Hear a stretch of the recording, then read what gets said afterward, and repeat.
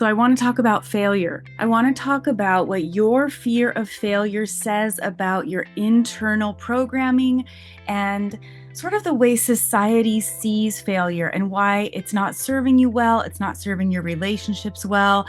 And I want to get to a point where you have some clarity and you have some self-acceptance so that this paralyzing fear doesn't hold you back. And if you're new here, I'm Ketra Thompson. So what I do with my clients is I combine custom hypnotherapy with relationship and attachment style coaching so we can reframe those subconscious programs that are keeping you from having the life and the love that you want. So if you want to learn more, you can check out the link in the description below where you can set up a completely complimentary consultation call so that you and I can chat and I can make my best recommendations. And at the very least, you will have so much more clarity about what's going on inside of you. So check that out, set that up if you'd like some assistance. So I want to talk about failure because the issue is a lot of people don't take chances in their life because they're afraid of failure. And you hear it all over the place. You know, the failure rate of marriages, the divorce rate, why would you get married if it's just going to fail? Don't marry the wrong person. All of these things that are all fear-based thinking. They're all over the place. They're all over in the dating advice realm.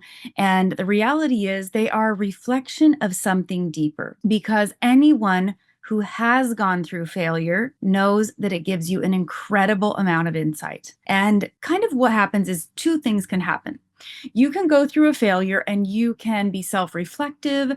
You can look at what part you played, why you made the choices you made, what was behind those choices, and you can grow and you can learn without becoming bitter and judgmental. You can actually look at you and your own growth. Or you can go through failure and you can feel the shame and the guilt and the judgment of the world and the judgment of society and the judgment of church and religious communities. And you can feel like, I look like such a failure. I didn't know what I was doing. Now the whole world knows I didn't know what I was doing. That's one of the biggest mistakes and the biggest lies that society will ever tell you. And the reason is it's all self-protective. When I look at someone who got married really young, I mean, I was married for 17 years, but I got married when I was 19. When I look at a 19-year-old, a 22-year-old, a 25-year-old, and I don't think they need to figure out who they are because at the end of the day, while we want to make clear, good decisions. We want to use our discernment. We want to use our wisdom. We want to have a regulated nervous system. At the end of the day,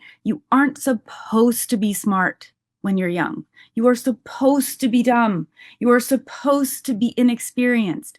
You aren't supposed to know because the way humans learn is through failure. Any successful person you have ever met has failed far more times than the rest of us. If they are extremely successful, they have failed. They have failed fast. They have failed forward. They have learned from their failures and they have adjusted, changed course, pivoted, whatever that is, and they have moved forward. The biggest mistake you can do is staying stuck. If you are stuck in the same place, you don't learn, you don't grow, you don't have insights, you don't enter relationships where someone else holds up a mirror to you so you can see what's really going on inside of you, what your old subconscious programs are, what your triggers are. You only learn if you're in the game, if you're in a relationship, if you took the chance on that job. So if you think about a path in the forest, and it's heavily, dense with trees everywhere. And you can't see, it just looks like one path. And so you don't really know where it's going, so you don't walk up the path. But if you walked up the path just a little way, you would see there's little tributaries, there's other little paths, they go off in different directions,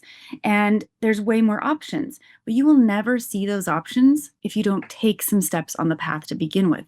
You might get up the path and then decide, oh, I didn't know this other option was here. Let me go that way. It's all a journey and a process about learning about yourself, what you do like, what you don't like, what's a repeat pattern for yourself. And so the truth is that if we're willing to be self-reflective in our own failures, we're going to cultivate empathy. I remember as a women's ministries director, a leader in my church, talking to and sort of counseling, coaching people who were going to get divorced. And I was so certain that I was never going to get divorced that I just couldn't understand why they didn't try more or they didn't do this or that. And at the end of the day, they actually had tried quite a lot. But despite my best attempts to step into empathy, I could not fully empathize with them because I hadn't been in the situation. Once I was in the situation, once I went through my own divorce, I had a tremendous amount of empathy, realizing how hard it is when you, especially when you're the one who has tried and tried and tried and tried and tried to finally make that decision to leave, and the shame and the guilt that comes with it, but also the learning. So think about it like this. Where I live, there are some hills that always catch on fire in the summer. There's nothing on those hills except for sagebrush, no big trees or anything. And they're pretty like dead looking most of the summer because it's hot, and sometimes they catch on fire. Almost every year they catch on fire. And the times they catch on fire because of usually a lightning strike or something, what happens is after that, depending on what time of year, a few months later or even in the spring, those hills are velvety green. They are beautiful because those burned ashes fertilized that soil. And that's what you need to decide that you are willing to do with your own failures. And I don't care if those failures are relationship based, work based. You've got to be able to be self reflective about what your part was, what the programming was, not shaming yourself, not telling yourself that I should have known better. I could have known better. I'm so stupid. Why did I make that choice? No, you didn't know what you didn't know. You have to treat yourself with empathy. But the big piece in this is the subconscious programming, because your subconscious programming was not done by you. It was done by the people around you when you were very small, at the same time as your attachment style programming. So the protective functions that come up for you to say, oh, you can't trust anybody. Nobody is good. I'm so stupid. I can't trust myself, especially in religious backgrounds where you're taught not to trust yourself. So there's all of this programming going on in the background of your mind saying, I can't do that again, because if I do, the whole world will know that I am dumb, that I am stupid, that I don't make good choices. And so what it boils down to is subconscious programming that cares too much about what the world thinks. It's subconscious programming that is too afraid of the judgment of others, of looking dumb in front of other people, of the embarrassment, of the shame. And until you deal with that, you probably aren't going to even be a good partner in a relationship. And here's why. Because every bit of conversation or criticism or perceived criticism from your partner is going to be treated with defensiveness, because your shame wound is so big that you think that they're telling you that you're a failure, that you are dumb, that you're stupid, that you don't know what you're doing. Those are old wounds. Sometimes we are dumb. Sometimes we are ignorant. Sometimes we don't know what we're doing, and it's fine. We don't know what we don't know. We have to go through failure to learn these things. And we'd like to think I can learn from others, and we can, but we'll never know it on a level from other people that we will know it as if we go through it ourselves. We just won't. It's just not possible. So trying to save yourself from failure, trying to keep yourself from having a mistake is keeping you stunted in every way. Keeping you stunted in your career, stunted in expression of yourself fully in this world, stunted in your relationships because you don't have enough practice communicating, resolving conflict, sharing vulnerably, identifying needs, sharing those needs. You have not practiced enough to make you a good partner. You're not going to show up to a relationship ready to go. You could read 1,000 books on relationships and you're not going to show up ready to go because the subconscious programming is very strong and it's controlling over 95% of everything that you think, you feel, and you do. So I don't care how many books you've read or how much you think you prepared yourself. You don't learn unless you are in the battle. And I can't remember it word for word, but Brene Brown always references the quote. Oh my gosh, it's a president who who did it.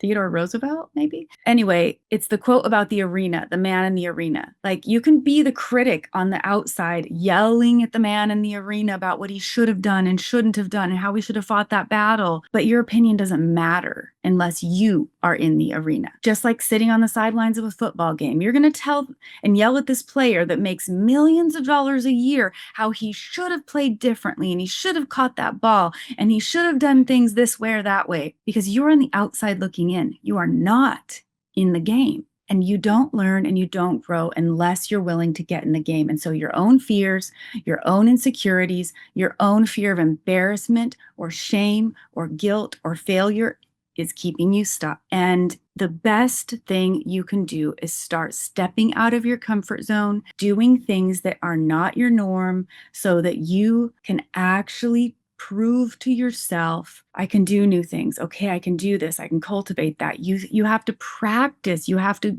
date. You have to go on lots of dates. You have to communicate in a different way and start stepping into your vulnerability. And the very best way to do that is to address the subconscious programs, because that's what's driving everything. And you can try to do these new things, but if you don't get to the heart of what's underneath there, you're going to be frustrated every single time. So just like when I work with couples, I can say, I can teach you communication techniques. They're great. They work, but they only work if you are not emotionally triggered. The trigger is subconscious. So if your wound of judgment or rejection or embarrassment, your shame is triggered in a conversation, you might still be talking to each other, but your emotions are flooding you on the inside.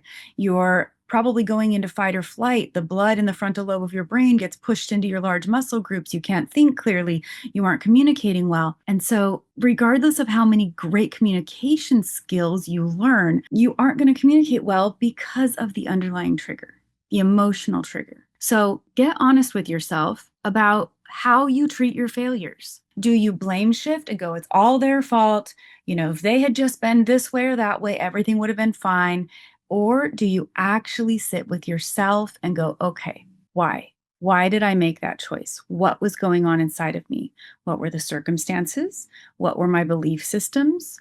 What were my programs telling me I needed to do? Was it fear driven? And you start to get curious and you start to learn more about yourself. And as you learn more about yourself and you learn to love yourself and accept all of those versions of you that didn't know what they were doing through all of those things, that didn't have all the details, you love that part of you. That's where the healing begins. So my best advice for you is to start getting self-reflective. Start going, what's the repeat pattern that people tell me I do regularly? What is that about? Where did it come from? Start getting curious and start stepping into situations where you can be more vulnerable. Let people know what your needs are. Communicate more clearly so that you can prove to yourself, I can do this. I can do this. And of course, if you would like to have some more help with that on that deep subconscious level, set up that consultation call so you and I can chat. And there's no obligation, but I will make my best recommendation to you and you will leave that call a lot more clear than you did before. And of course, there's some other resources in the description below that I just want to mention really quickly. I've got my attachment detox. So if you are suffering with heartbreak or you cannot seem to release someone that is an unhealthy attachment, that is a great program that's at a very low price point right now, because most of the hypnosis recordings and everything in it are recordings and not custom one-on-one sessions, but it does give you access to group coaching so that you still have access to me and some group coaching there, which is a great option. There's a quiz about self-betrayal. There's all kinds of resources, even a free hypnosis self-concept download. So check all of that out. Reach out if I can support you in any way. And until next time, I hope you embrace failure as something that makes you smarter, stronger, bolder, more aware of yourself, more aware of where you want to head in this life so you can make decisions that are based in authenticity and clarity and not fear and self-judgment. So until next time, curate a life by your own design.